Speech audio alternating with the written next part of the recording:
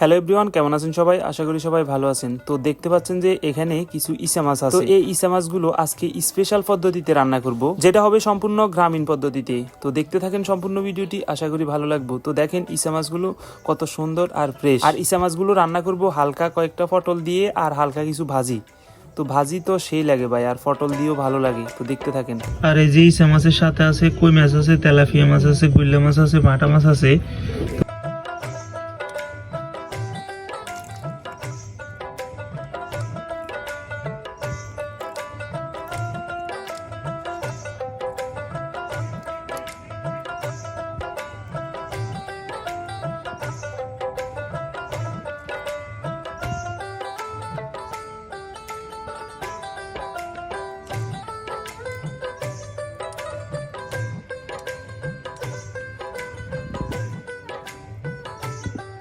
এই যে এগুলো হচ্ছে পটল, এগুলো হচ্ছে যে ইসা মাছের সাথে দেওয়া হইব।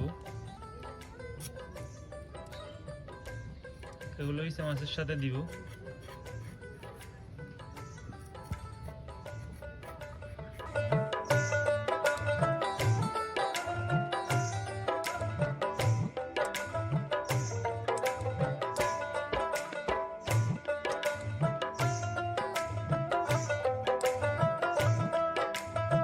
দেখেন এখানে হচ্ছে যে ইসা মাছ আছে, তারপরে তেলাপিয়া মাছ। এগুলো হচ্ছে যে খুব সুন্দরভাবে ভাজা করব।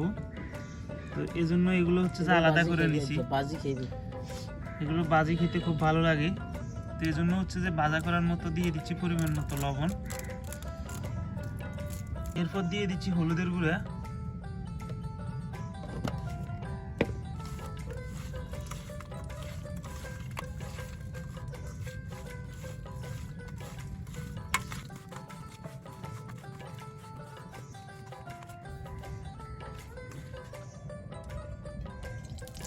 মাছ ভাজির জন্য কড়াইতে তেল দিয়ে দিচ্ছি।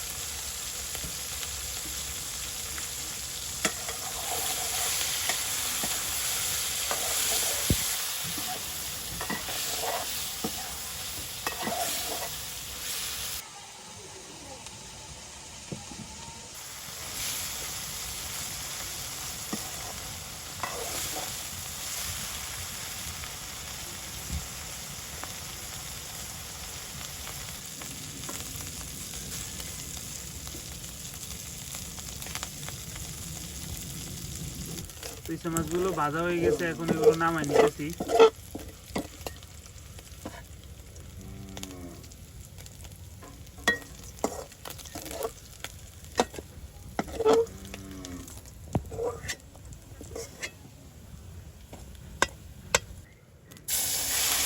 পটল দিয়ে আর ইসা মাছ দিয়ে যেগুলো রান্না করবো ওগুলো ভালোভাবে ভাজা ভাজা করে নিতে হবে।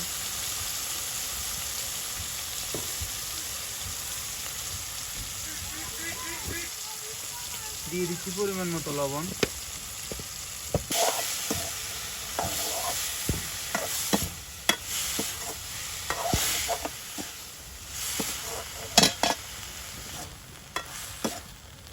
ইসা মাছ ভালোভাবে কষাই নিচ্ছি, এখন পটলগুলো দিয়ে দিতেছি।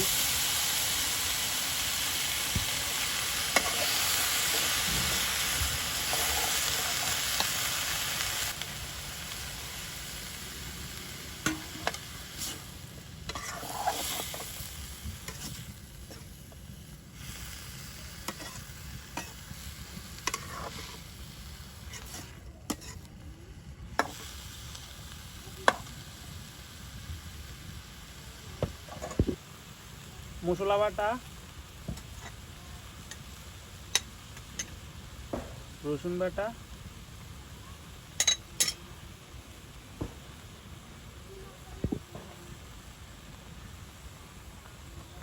মরিচের গুঁড়া,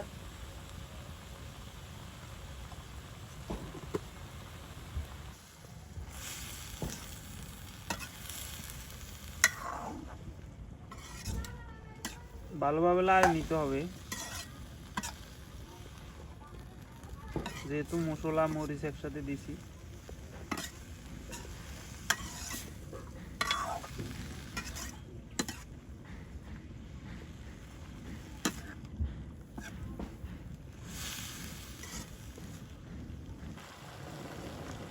পেঁয়াজ কুচি,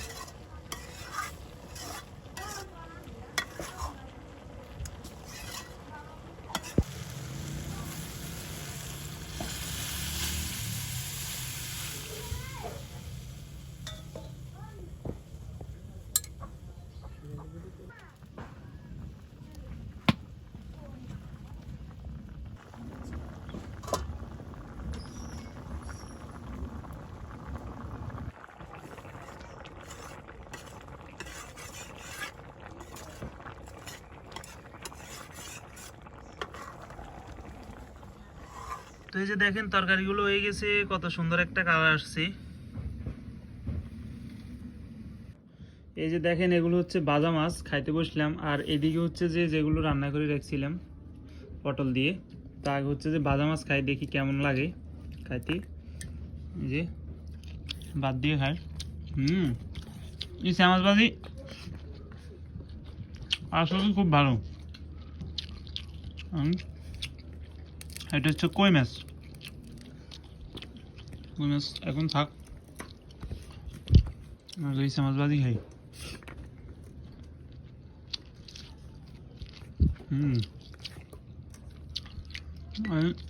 এখানে আছে আরো বাড়া মাছ আছে। এই যে বাড়া মাছ একদম মস মিচ্ছা করে বাজি।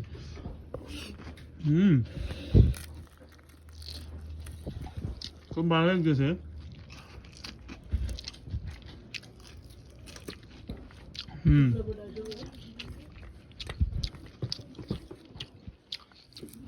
এবার পটলগুলো নিয়ে একটু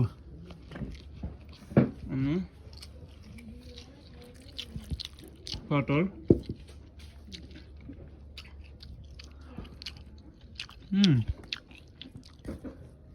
পটলও ভালো লাগতেছে।